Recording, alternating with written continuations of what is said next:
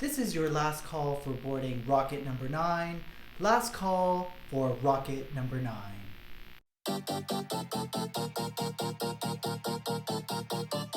Hey guys, it's John from my Oh So Handsome Life. Thank you for watching and thank you for joining my channel. If you're wondering why you stumbled across my video, it's probably because you saw Lady Gaga in the title. I am a lifestyle channel, so I document all kinds of stuff on this channel, including Lady Gaga updates. So without further ado, let's get into it. Let's get started. So we're gonna start off with just a background of art pop and where we are today. And to do that, we have to go all the way back to 2012. So 2012 was about a year before the album was released, and Lady Gaga spoke to MTV News and spoke about her new project, and also dropped the hint of an installment part 2 of this album. April 2013, Artpop is released. We get a full leg tour, we get an album. We only get 2 videos out of the 4 that were promised. So the ones that we got Applause, and then we got a mini movie that basically featured Artpop, Venus, GUY, and Manicure. What we didn't get was Do What You Want and Venus. So there's a lot of controversy on why this was happening. Unfortunately, this wasn't a really great time for Gaga. She had just came off of her world tour for the Born This Way ball. She ended up breaking her hip. She had to have hip surgery. Right after Artpop dropped, she had a change in management. So there was just a lot of stuff kind of going on in Gaga's life. And unfortunately, we didn't really get the full Artpop treatment. So that actually brings us to today, where all of us fans, including myself, want to see more of what Artpop was supposed to be.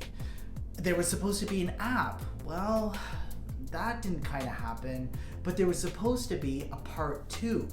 Now this part 2 was suggested to be a little less radio friendly and more artsy and kind of out of the box.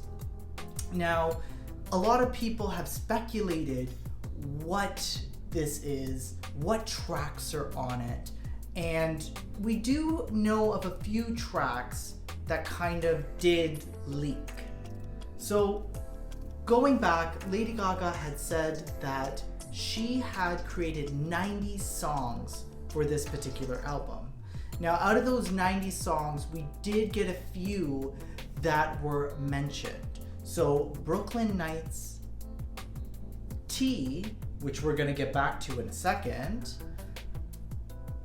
Onion Girl, and Princess Di. Now, Princess Di isn't an unfamiliar track because fans have already heard it. See, Lady Gaga, she ended up playing this, or I should say performing it, on her Born This Way ball tour for an audience. And Brooklyn Nights did actually get its leak. Onion Girl, I mean, you can find some instrumentals, but we don't really know if it's 100%. But T is where we need to start. So this whole controversy started with this song T, and to kind of explain it a little bit better, I guess we're gonna go through some Instagram posts and some social media stuff just to kind of get back to where we are right now. In a tweet on November 11th, 2019, Gaga writes, "I don't remember Artpop. Artpop written in capital letters."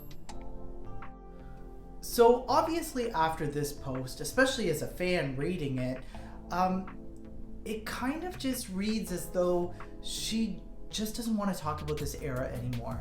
She sees it as a disappointment, and she just kind of wants to move on. Now, if any of you guys watching actually do know what that tweet is all about, please comment below, because I was trying to do some research. I couldn't find anything regarding why that was tweeted. Now, there's one other thing that I did want to mention about Artpop, and Artpop after the fact. And we have to scroll back to the Joanne tour. So during the Joanne tour, DJ White Shadow actually did a opening set for the tour. And in that set, he actually featured the unreleased track T for the audience. And I guess this has sparked something in a lot of Gaga fans in wanting to know more about what this second installment is all about. And as we go further into these social media posts, you're going to see exactly what I'm talking about. The song T is really what started this all off, after DJ White Shadow teased fans on Instagram that he was going to leak the track. Unfortunately, it was just a bad April Fool's joke. But he did follow up with another message. So basically, in the posts, he first off states how grateful he is. He also calls Gaga fans badass and the most incredibly loving fans in the world. But he does say something really interesting that kind of ended up triggering something in a lot of Gaga fans. So he writes this: "I love you all dearly. Even when you hate me most, I made an April Fool's Day joke about T. Sorry. And I'm amazed how much you all still care about the era and about some of the songs you have never heard." After DJ White Shadow hints at the release of T as an April Fool's joke, fans started a petition to get Gaga to release Act 2 of Artpop. So after the petition was made, it actually sparked a hashtag, which was hashtag Buy Artpop on iTunes. And then all of a sudden, this happened. On the 13th, this sent this album back onto the iTunes chart and peaked at number 2. The next following day, it actually peaked at number 1. So it's really not unusual to see an album re-chart back onto iTunes. In fact, it's happened a few times. The last one that we can probably remember is with Britney Spears.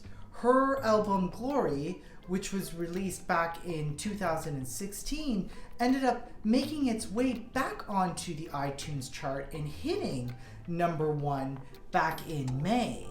Now, this sparked the songstress to re-release the album with a new cover and also a bonus track called Mood Ring, which was not featured on the original US album. Now, this song in particular, maybe this is a bit of foreshadowing, I don't know, but this song ended up hitting number 1, knocking out Rain on Me and Sour Candy from the number 1 and number 2 slot. As soon as the album started to gain traction again, Mother Monster had really no choice but to talk to her fans. On April 13th, 2021, Gaga tweets the petition to hashtag Buy Artpop on iTunes for a Volume 2 has inspired such a tremendous warmth in my heart. Making this album was like heart surgery. I was desperate, in pain, and poured my heart into electric music that slammed harder than any drug I could find. Moments later, she followed up with this: I fell apart after I released this album. Thank you for celebrating something that once felt like destruction. We always believed it was ahead of its time.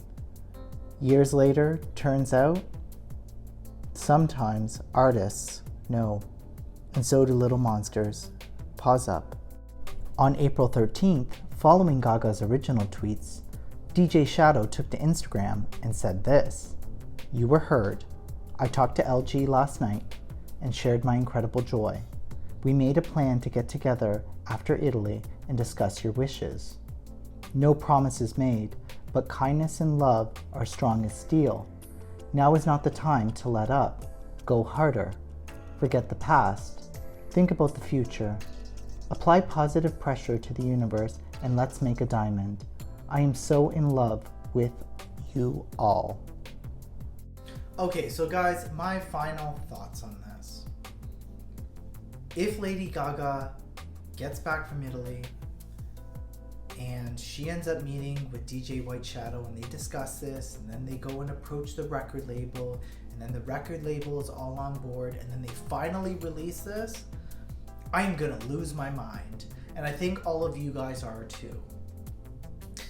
The fact that this era was kind of robbed from a lot of fans, and I think robbed from Gaga as well, is a testament of how badly we really want to see this album succeed and actually get the proper respect that it deserves.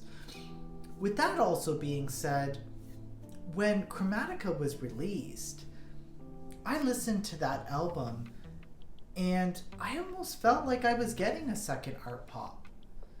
It really did have those vibes and those elements, and maybe during the creation of Chromatica, maybe Lady Gaga actually took some of those old ideas from that album and brought them into her current album. We don't know for sure, and that's obviously just a speculation that I'm making. I'm just gonna live my fantasy and believe that maybe was the truth. Guys, thank you so much for watching. If you like the video, hit me a like. If you subscribe, hey, I'm gonna make more content if you do that. Thanks again. Have a great night.